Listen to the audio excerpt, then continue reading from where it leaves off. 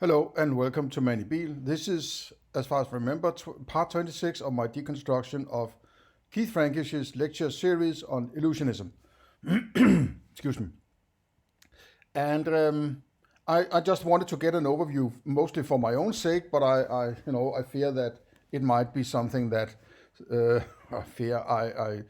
I would guess that my listeners, if those few that there are so far, listeners and viewers, I don't know why I'm so obscure on YouTube. It doesn't feel like it needed to be so. I know I'm not the biggest production company in the world, right? I'm sitting in my sofa talking to my laptop, but this is philosophy. It's not mainstream. It's not Amazon Prime, right? So I'm not making a weird version of Lord of the Rings. Okay, but the overview is sort of the overview of the lectures as I've put up here, right? Which is from the start of the part of this lecture 3, and the structure is that lecture 1 is the illusionist option. So it's I'm just sort of going with the words here, right? And I'm riffing a bit. I haven't planned this small introduction, right? The option. It's an option. He sees it as an option. It's like going down to the grocery store and there's this particular kind of tuna and there's that particular kind of tuna and there's the other kind of tuna and there's an option to take this or this or this. I don't like that approach to philosophy. It's not an option. It's not a sort of free-for-all, choose whatever you like kind of thing, which is what I get from that kind of expression, right? I mean, it may be in the sense he's using the term option is that to point out that there's an option, but how do you know there's an option if you haven't argued for it yet, right? Don't you have to argue before? Don't you have to create the bicycle before you're saying there's an option for a bicycle? It's sort of also sort of getting lit ahead of himself using this kind of term, right? So it's just he's not very careful about his words, right? Introducing the problem of phenomenal consciousness and the illusionist response. Why is it a problem? Okay, because of the hard problem, right? Well, if you are a materialist or physicalist or whatever, right, as he clearly is between the lines, as far as I can understand, or what an idealist might call naive realism, right, which is a term I've seen a few times. I actually like that one because it doesn't shit on the person who has this philosophy, but it sort of says you haven't thought this through, right? So why is it a problem? Okay, so lecture 2 is the case against qualia. Well, isn't that the whole idea? Isn't that the argument? Isn't the argument or the case, isn't that saying you shouldn't take qualia seriously? Exploring some reasons, not all of them, just some of them. It's sort of this loose canon of the sort of there's an option you can do this, or you're exploring some reasons, right? It's just he's sort of cherry picking, sort of. I have to do some presentation. I just find something that sort of fits the bill, kind of thing, right? This is not rigid, right? This is. It reeks of bad philosophy, in my opinion. That you're going to get something that's sort of half-ass argued or something like that, right? This is not very strong and, to the point and so on, right? But what I really don't like is this case against qualia. But isn't that what illusionism is? So isn't the case for illusionism actually lecture 2? If you go with the headline, right? Because it's a case against qualia. But then it says in lecture 3, it's the case for illusionism. But illusionism is something that is built on a case against qualia. So it can't be for anything. It's still against qualia, right? It's not an argument for anything. It's an argument against something. So illusionism is a case against something. So that's not a philosophy, right? My philosophy is based on me not being a dinosaur. So I am, dinosaurism philosophy. Stupid, right? Okay, and we get done with lecture 3 as I'm ongoing at the moment, right? We will get into objections to illusionism. And I'm looking forward to that, right? Defending. Now he's defending. He has chosen the option of being an illusionist, and now he has to defend it against attacks from all these weirdos, right? Against a range of objections. Okay, so there's actually a range of objections. Well, maybe that might be a pointer, right? Lecture 5, getting into the detail of different possible illusionist theories on consciousness. But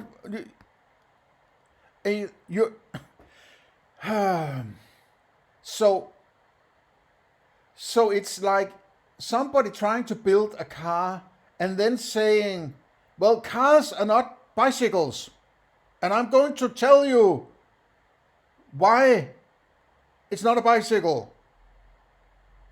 So now I've proven it's a car, right? This convoluted way of arguing, right? He has to establish all sorts of, and basically it sounds like strawman arguments of some kind, right? Well, we will get to it, right? Way down the road, possibly, right? But fine. If this takes 70 lectures or parts of my deconstruction, so be it, right? Then I have something to do, right? I want to get through it, right? There might be something in there somewhere. I would say,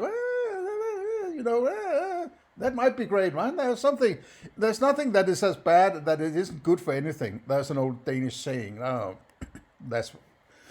didn't invent it, right? But there's also always something good to drag out of something that is very bad even, right? So the saying is something like, in Danish it's like, der er ikke noget, der er så skidt, så det ikke er godt for noget. Which means, translated, something like, nothing is as bad that it isn't good for anything, right? So there's always something you can drag out of it. And even if this is a bad kind of philosophy, there might be, so at least I understand where they're sort of trying to come from, right? So at least there I'm illuminated on that part. But there might also be some philosophies that actually might point out some weaknesses in my own philosophy and so on. So I'm always open for possibilities, right? But because this is sort of I would like if somebody has one of you viewers out there have seen somebody doing a lecture series on panpsychism, I would very much like to deconstruct that also. So please let me know if you have seen somebody do, or any other kind of lecture series actually, on any kind of, particularly metaphysics. But, it might also be ethics or epistemology or something else, right? So usually it starts with something like metaphysics. These are the sort of the ground floor where people try to start out in their philosophy, and that's usually where things go wrong, right? So you don't have to listen to the rest of it, right? So if somebody is adding a dog shit to the pizza, I don't care about the rest of the ingredients, right? It's something like that. So, but careful with analogies, right? Okay. So let's head into the actual case for illusionism here, right? At 2 hours and 4, I think it was thereabout, right? So let's see if we can get further and deeper into this. I'll adjust the volume. Much calmer and more tractable subject for him to work on. What about you? If you think that qualia matter in themselves, apart from any psychological effects they have, then I guess you should take pill A. But if you think that it's the effects that matter, then you should go for pill B. And the intuition that I'm trying to pump here is that pill B would be the better one. Now be careful, right? Should that's, should is ought, right? It's like, we are sort of halfway into ethics now, right? So he's making a moral judgment. If this is the case, you should do this. If that is the case, you should do that. Isn't he violating Hume's Z-sort gap now, right? It's just jumping into do this or do that, based on some description of reality, right? I didn't catch that last time in the last part, right? Because I'm sort of starting to getting over with the part, right? And I had also violated my 1 hour mark for the third time in a row, right? So the production value here is, that's how it goes. Nothing is as bad as not good for anything, right? That's the positivist approach to things, right? Nothing is as bad and that it isn't good for anything, right? So it's sort of anti-nihilist, right? Okay. But, do this, do that. Who the hell is he telling people what to do, right?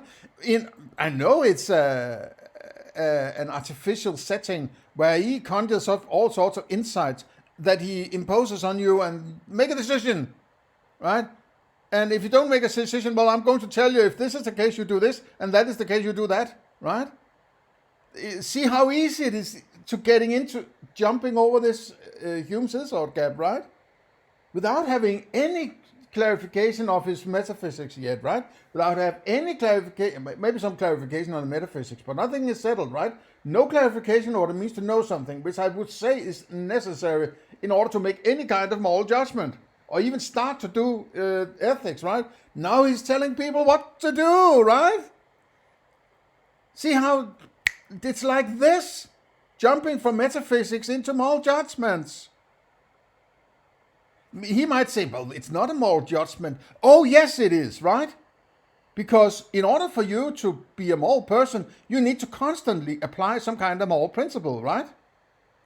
If you're not doing, you might be doing something that is immoral, you could say, right? According to the principle. So if you're not applying the principle, you might be doing it even though you're applying the principle, but at least you're applying it, right?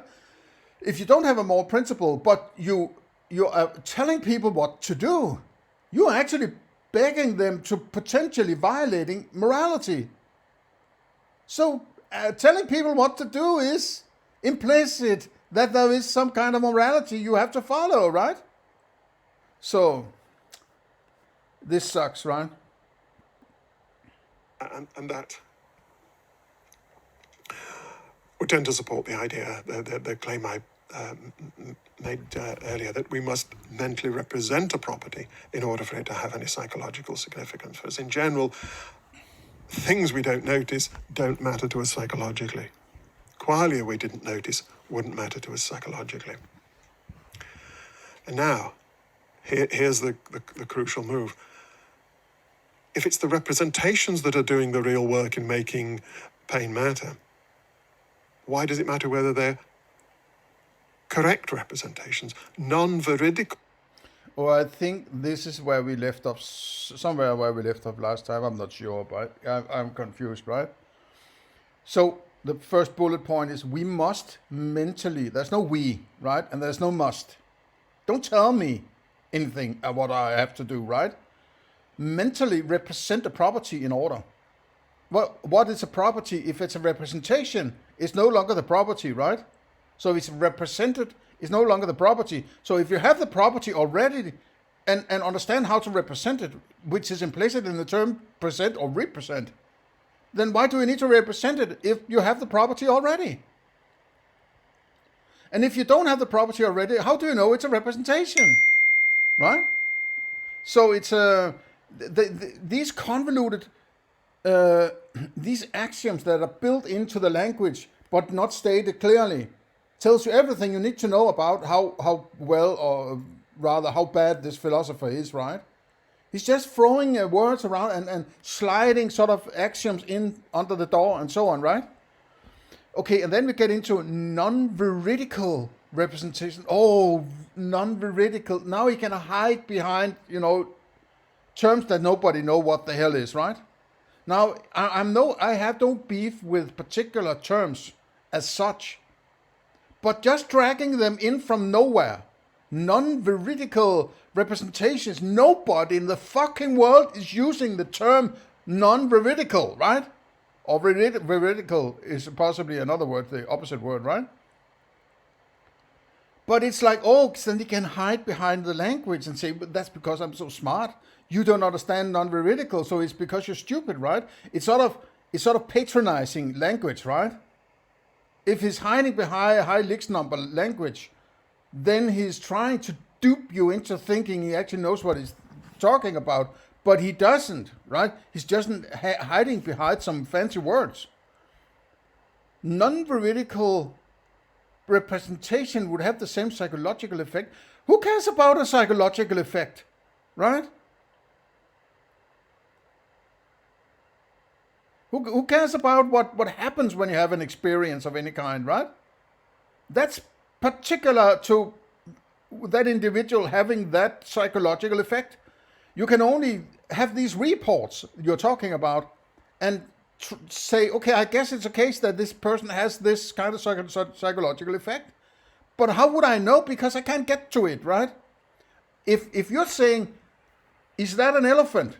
Or that's an elephant, and you look in the same direction as being pointed to because you can use your empirical senses in order to verify whatever is claimed in that proposition, you can have the same experience as that person has. You have no access to whether they're having it, but you can have an experience at least, right? Based on senses. You can't have that about, you can't point to a person and say, look, that person has psychological effects. And then you look in that direction and say, oh yeah, I experienced those psychological. That doesn't work, right?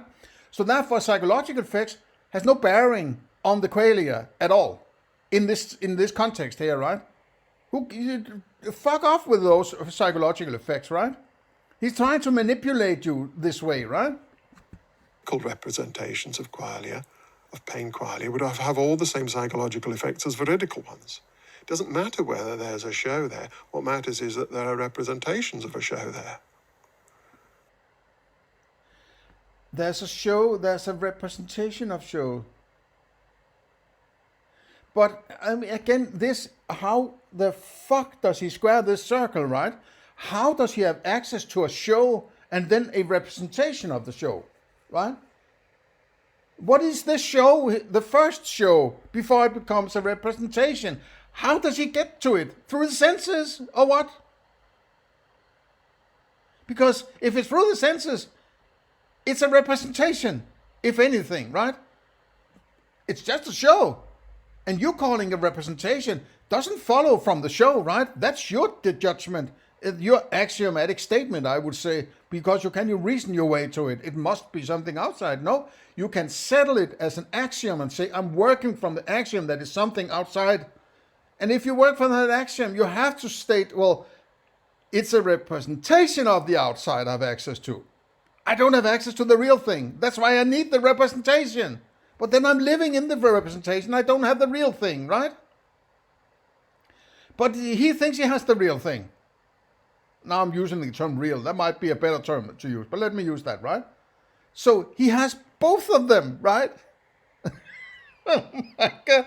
How the hell do you get to that, right? And then you run into, because you're thinking this way, you're running into the hard problem of consciousness and the zombie problem, right? And you're not addressing this problem, right? Nobody in the future is going to remember you for anything or anything that you want to be remembered for, right? They're going to think, holy crap, man, this guy was talking about this shit for years and he didn't even identify the elephant in the room, right? He's oblivious to this paradox. So, Moscow Center for Consciousness Studies, man. Get a fucking grip, man, right? What are you doing? God. Okay. So the illusion of qualia would have just the same effects as real qualia would. And we've no introspective way of checking whether our representations are veridical, are truthful or not. Now I need to check this veridical. Sorry. I'm fucking annoyed with this word, right?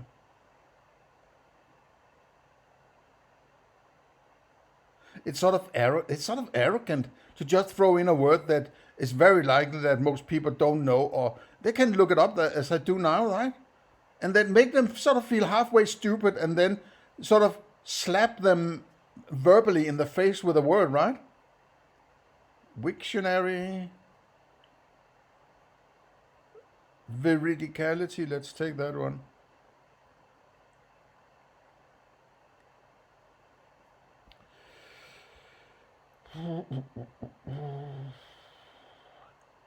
Merriam-Webster defines veridical as truthful, veracious, and non-illusory. It stems from Latin veridicus, composed of Latin verus, meaning true, and dicere, which means to say the truth, right? Truth-sayer, apparently. The statement, Paul saw a snake, asserts the truthfulness of the claim, while Paul did see a snake is an even stronger assertion. How can you know that Paul saw a snake, right? You can't. Bullshit. They are not philosophers over at Wikipedia. Okay. So it's complicated, right? Non-veridical operators. Negation is veridical, though a opposite polarity, sometimes called anti-veridical. Paul didn't see a snake. Asserts that the statement Paul saw a snake is false. You can't get to that either, right? You will have to say, I don't know. It's so hard for philosophers to say, I don't know, because they think that they're losing their authority, right? They need to be authorities on this, right? They can't say, I don't know. Or even worse, it's unknowable, right? If you're reaching the limits of knowledge and you're appealing to something, some kind of insight you might have, but you can't get to, you will have to say it's unknowable because you can't even get knowledge there, right? So, okay, let's it's something to do with truth statements, so whatever. You know you have these reactions. You know you're in these psychological states, which are simply being produced by representational processes of some kind. But you don't know whether the representations that are generating these reactions are veridical or not. Okay, so in this context, I guess it's not completely out of the blue what he's saying, right? It is in a convoluted way he's getting to maybe, borderlining on idealism, that you have your experience, but you can't verify your experience, though implicitly he does this, right, by saying, well, I have access to this big world and I have these representations, I don't need them, right? But he points out whatever your experience can't be checked, as far if you're saying this veridical, right? If it's sort of a truth statement or a truth claim or an understanding or an insight of truth or anything like that, you can only say I have this experience, right? And that would agree with that. Absolutely. But then why the hell is he talking about something else that he doesn't have access to, right? As if he's verifying and arguing against qualia, for instance, as if he has access to something else, because if he didn't have that access, how the hell does he get around in the world, right? How does he get around in his experience? How does he get to his computer to do this lecture and so on, right? If he's not using his qualia or something else. And if there's something else than qualia that he hasn't sort of illuminated sufficiently yet, I would like to know how he gets to that, because I only have my qualia, right? And what follows from the qualia, like my, cognitions and so on, and these psychological effects he's talking about there, but they're sort of my personal things that I can't get to. I can't point them out to somebody else, but I can't point to them empirically, right? All you know is that they're representing an inner world of awfulness. And, of course, external checks from a third-person point of view suggest that they're not truthful. They're not veridical. Scientists find no evidence of qualia in your brain. So the moral of that is that, given the anomalousness of phenomenal properties, and how difficult it is to find a place for them within our scientific picture of the world, given that we don't need to posit them in order to explain all our reactions, our psychological reactions, our judgments and our reports and so on, and given that we've no introspective way of telling whether or not they are real,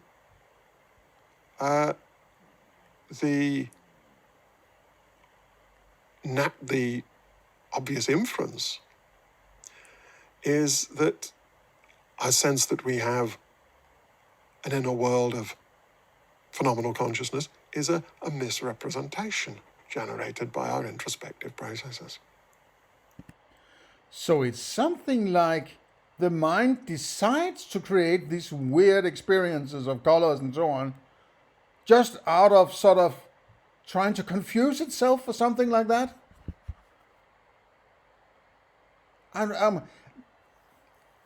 It's like I have this strange feeling that there might be something in there that I could drag out of it, but it's so well hidden in these terms that are not defined very well, so I can't get to it, right? And from the surface level, this sounds screwed, right? Completely. It's like he's just piling and piling and piling and piling on to a stack of weird arguments that are pulled from all sorts of sources that are not coherent in a particular fashion, in my opinion. And then at some point says, "Sir, look, I have argued, right? Huh? Where did that come from, right?" So it's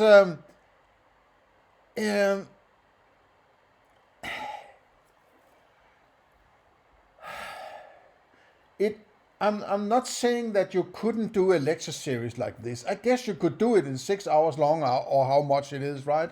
Maybe longer, right? Maybe 8 hours. But it really rubs against my way of doing stuff, right? I want to be efficient. I want to be precise. I want to make sure that people understand my message, right?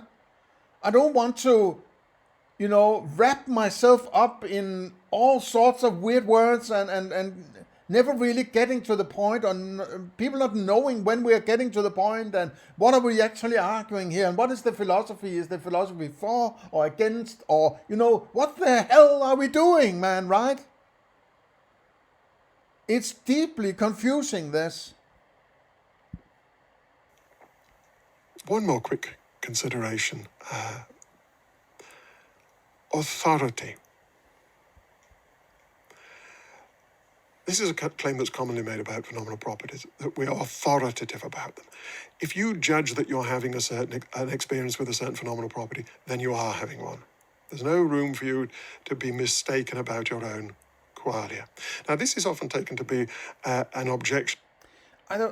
Maybe I have lost, connection with some of these terms he's been using and explaining them, but I'm not judging my experience. I don't have to judge it for it to be accepted as an experience. I'm just having the experience, right? And my mind is conceptualizing various stuff within that experience, like my laptop here, right? But when I analyze it, it's basically colors and sounds and feels and taste and so on. I'm not tasting my laptop, but you know what I mean, right? I'm not judging it. If you, by judging, mean conceptualizing or cognizing, right? Laptop, then you are switching to another level of what you're doing in a different part of the functionality of what is going on than the qualia, right? You can't look at a bicycle and then say, "Oh no, now I know it's a bicycle. I'm judging this to be a bicycle, and therefore I don't need the colors of the bicycle in order to drive ride the bicycle." No, that's correct. But if you didn't have colors and so on, you would never actually get to a bicycle, right? And that's another point where he seems to be lost. That it's not structured, his way of thinking, apparently. He's living in all sorts of bubbles of various arguments, and I think that's a bad spin-off of academia. They are just being bombarded with a tsunami of various weird philosophical arguments that is pro and con and this and that. Right, I follow another channel by a guy called Kane B. I actually ditched him a while ago because he was getting a little too abstract, just like this guy, right? Not disconnected from the world. But at some point he had a video where he said, well, I don't know really how to be a philosopher because there's all these arguments, pro and con and so on, right? And that's exactly what academia apparently wants to do to their so-called philosophers, is to confuse them as much as possible, right? One philosopher argues against another philosopher, and you have to be able to juggle and steelman all these kinds of arguments. So where is your own philosophy in this, right? That's why I count myself lucky that I haven't been, force-fed all this philosophy in an academic universe, right? Or in an academic setting.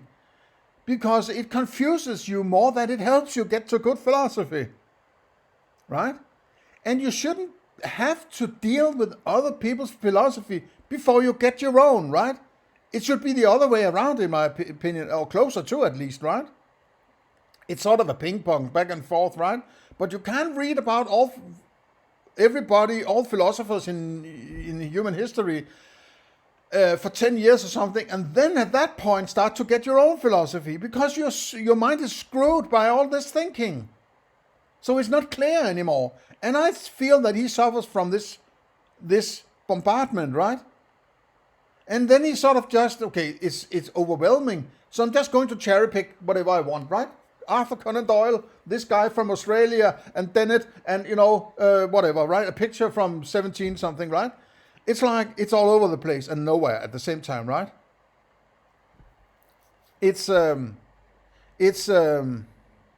I mean, academia has sold out completely. I have no respect for this, right? It's just an implicit way of saying we have no fucking clue what we're doing, right?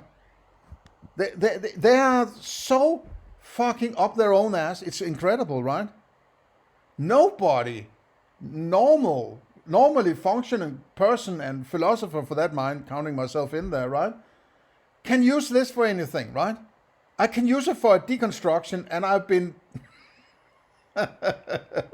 annoyed for a while now that it's taking so long and it's so complicated and convoluted, right? Oh, man, right? Oh.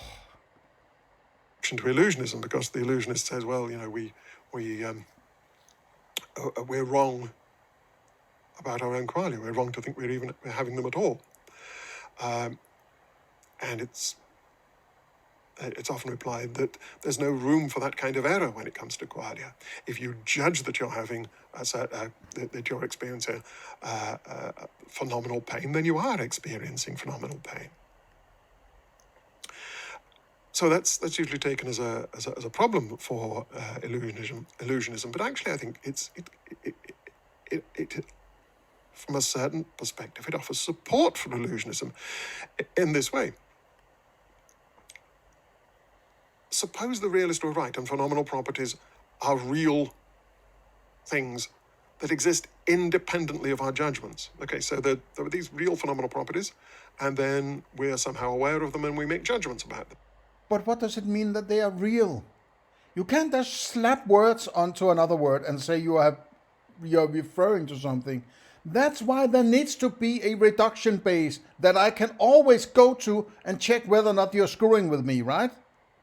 What is your fucking reduction base, right? I can't see any way around reduction base, particularly not if you're going to describe your philosophy or present your philosophy. There needs to be something that we are agreeing on that is a reduction base that can't be defined any further. Otherwise, you're basically just throwing words at me, right? And me trying to make sense of it is actually your best case for having any influence on me, that I might be so empathetic with you that I'm actually trying to make sense of it, and I might make sense where there shouldn't be a sense. But me being empathetic about it and trying to make sense of it is your best bet, and me actually hiring your philosophy. What does it mean that something is real? You have to describe this. You can't just throw these words around. They are important words that needs a deep, settled understanding. Otherwise, get the fuck out of here, man, right? Okay. Well, then surely there would be the possibility of our judgments being wrong. I mean, we're not infallible, right? No, but if you're not infallible, then everything could be incorrect. It could be all just a show, right? Then you're sitting in some kind of solipsist world where there's no heads or tails, right? I'm fine with that. Do that if you want. Just don't tell me anything then, right? Don't lecture me, right? Then you're just talking to yourself or talking to your experiences, right? You're creating experiences to influence your experiences. That is ridiculous, right? So if you're a solipsist, shut the fuck up, right? Apparently you're not, right? I will go with I can't prove anything, but since you're talking to me, or that's how I interpret it, right? Me not being a solipsist, being solipsistic in my approach to my philosophy, then if you're talking about real as something that we can agree upon, right? Then I can agree upon your phenomena. I can't agree upon. I can only relate with my own qualia, and then we can, or qualia, what is derived from the qualia, maybe, right?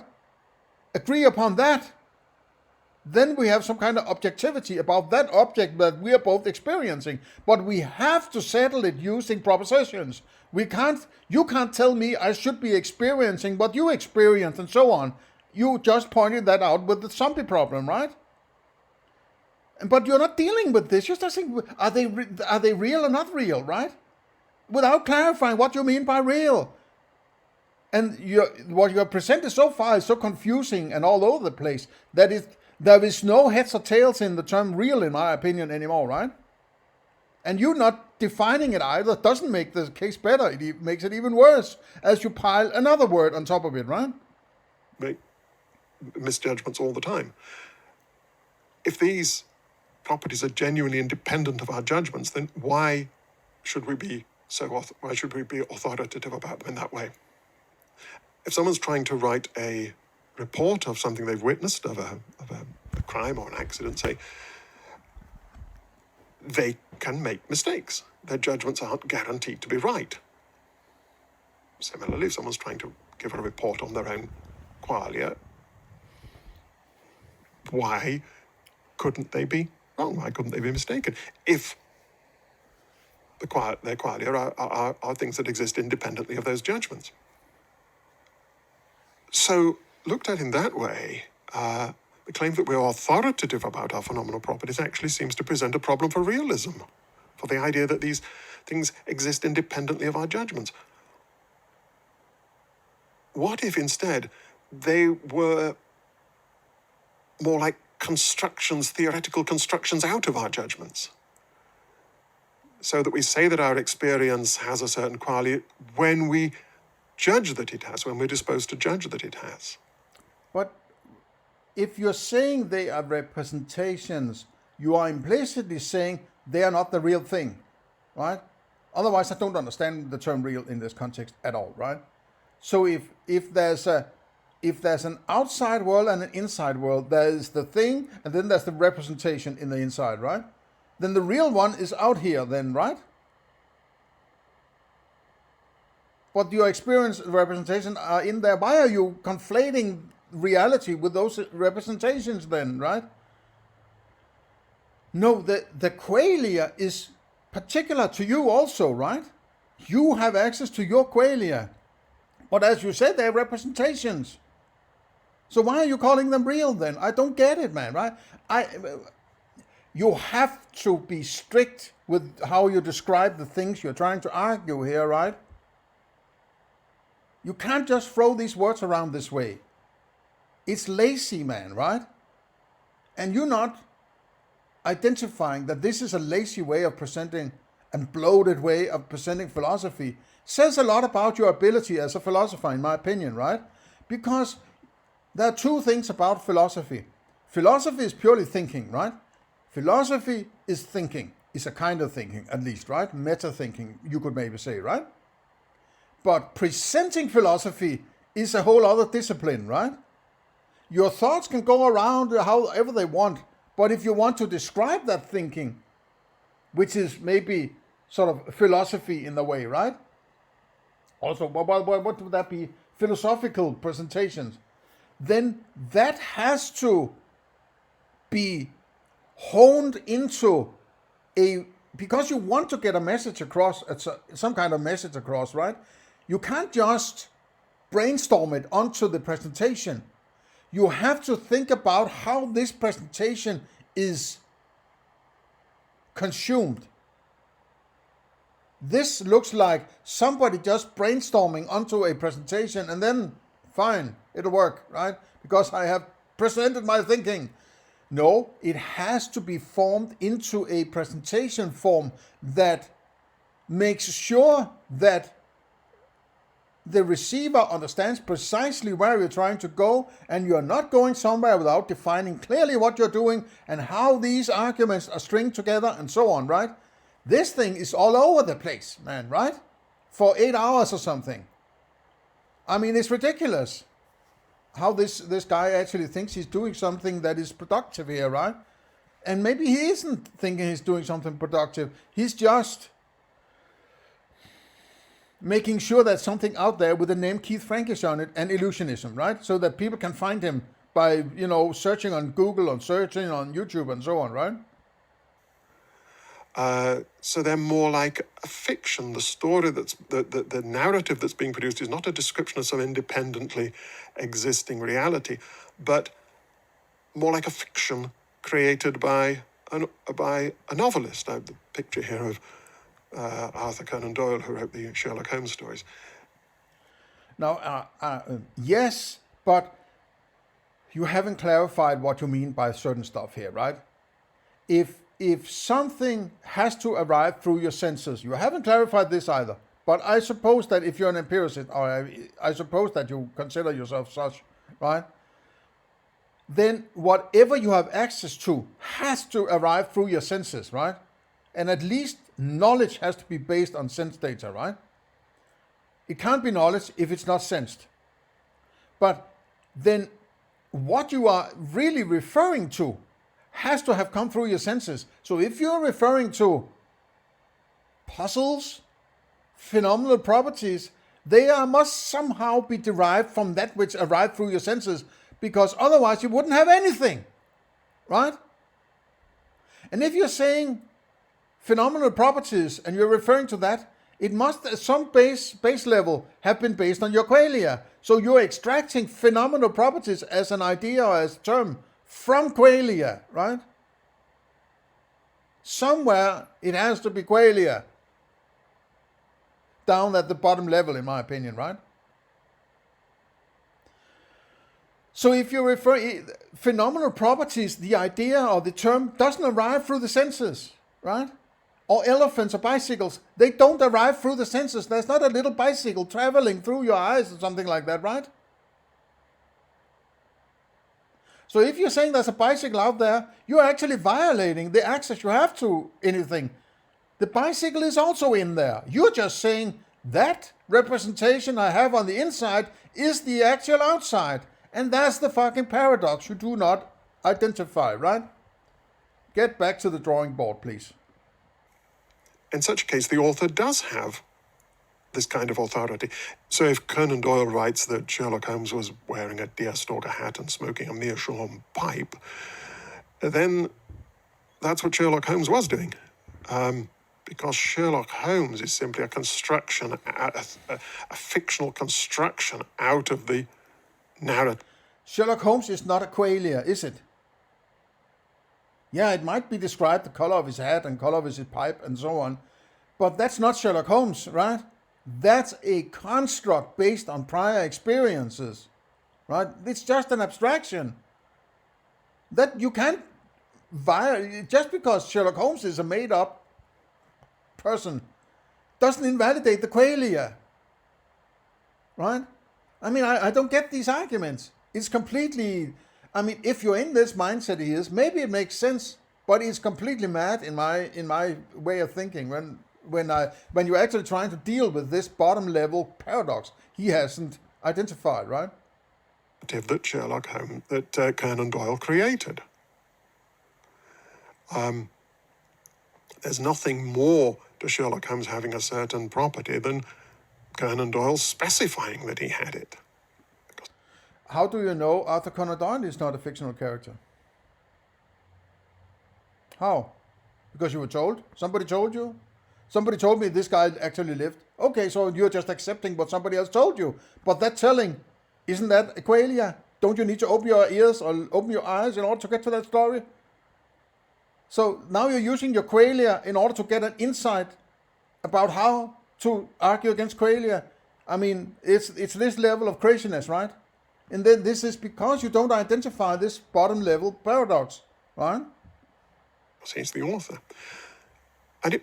And maybe our reports about our inner lives are also a kind of story, a kind of fiction that we're telling. And qualia and what it is, likenesses and so on, are characters in this story, in this fiction. Now, if that was so, and so for it to be the case that I have a certain, that I'm acquainted with a certain quali, it's enough that I sincerely report that I am, that I include it in my narrative, in my story. That explains the authority. It's like the authority that an author has over his fictions. Now, it's important to stress that in likening these phenomenal reports to fictions, I'm not suggesting that they're deliberate fictions, things that we just make up at will, like a novelist does. No, these reports are produced by introspective mechanisms that are tracking real internal processes in our brains, representational, perceptual processes, and the reactions that these perceptual processes generate. It's just that we cast these reports, we find it natural to cast these reports in terms of a private inner world of mental qualities, a world of qualia, phenomenal properties, phenomenal consciousness. And to that extent, these reports are fictional. They're cast in a fictional language. And qualia are characters in this theoretical fiction that we create. So, on that way of looking at it, our authority about our phenomenal states is actually a reason for preferring illusionism to realism, because it explains the nature of our authority about our own qualia. As I put it there, if all there is to having a certain phenomenal property is judging that you have it, sincerely reporting to yourself or to others that you have it. So now he's saying the reason why you are having phenomenal properties is that because you're judging them. And if you weren't judging, they weren't there. Or it doesn't matter. Oh, man. Oh, fuck. Man. He's annoying, man. Am I some kind of masochist or what? Sometimes I play the game Elden Ring, which basically pisses all over you all the time, right? And makes you go crazy and throw the controller around. Maybe I have some element of masochism in me. But I'm sticking to my guns, right? I don't like this kind of philosophy. I want it to be fucking going away, right? I want to point out, at least to some people, that this might be completely crazy, right? And, that it has been, blue stamped approval by Moscow Center of Consciousness Studies. It's like, it must be important, right? So, confusing the little people into thinking that this is a high-flying, very smart, veridical philosopher, right? He's basically just an idiot, man, who can't get to bottom-level philosophy, right? God, man. Then you're authoritative about your phenomenal properties. Just as if all there is to Sherlock Holmes wearing a deerstalker hat is Conan Doyle saying that he does, then Conan Doyle is authoritative about whether or not Sherlock Holmes is wearing a deerstalker hat. So then this is just to say that phenomenal properties are merely intentional objects, that they exist only as the objects of our beliefs and judgments and reports. Our judgments and our reports. I'm not making any reports, right? So don't count me in that we, right? I mean, oh man, this is stupid, right? How the hell has this kind of philosophy managed to carve in a space in academia, right? It has to be because academia is fucked, is corrupted and stupid and self-serving and only sort of a adult safe space for people who don't want to do manual labor or anything like that, right? They're so fucking confused about everything, right? Apparently. Yeah, he's a nice gentleman, right? Yes. But that doesn't make his philosophy good, right? Now, I have to keep the last bit here, the last 10 minutes of this for the next part. I'm going to cut. I can't get through the last bit here without violating the 1 hour mark, which I just did 3 times before this. But, 3 out of 4 ain't bad, right? Share, like, and subscribe, and consider the Discord server link below. Give me a comment. What do you think about my deconstruction and this philosophy and so on? And otherwise, have a nice day. See you next time.